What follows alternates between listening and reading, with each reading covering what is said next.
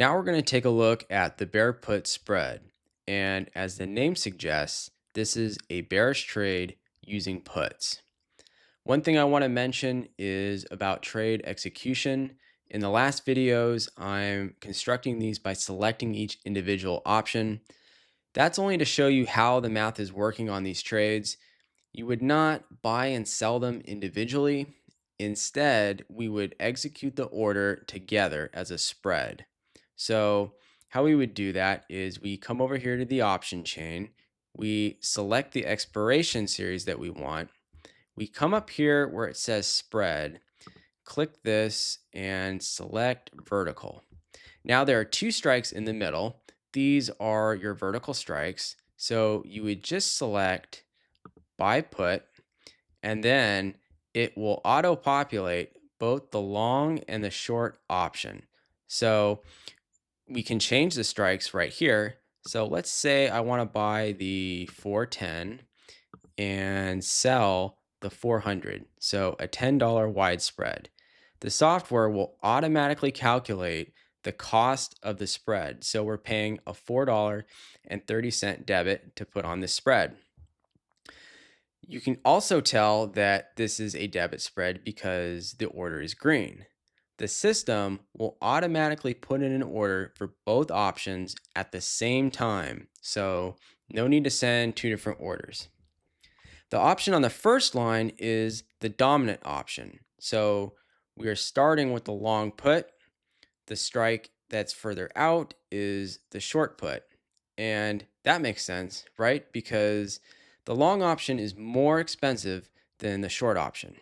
So let's go ahead and take a look at the risk profile for this trade. We can clearly see that this is a bearish trade. Profits are accumulating to the downside here. So we are buying a put here, right? The stock is right here. We're buying the long put here, and then we're selling the short put right here further out. So where you place this trade is important.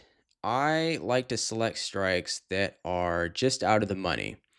I like the risk reward that it offers, and this is pretty close to what I would actually do if I wanted to put on the bear put spread. But many people like to trade verticals at the money, meaning the long option is in the money and the short option is out of the money. So let's just change the strikes here and see what that would look like. So let's see, Tesla's trading at 428. So let's long the 440 and we'll short the 420. So we'll kind of try to get the stock in the middle right here. So this is the basic concept.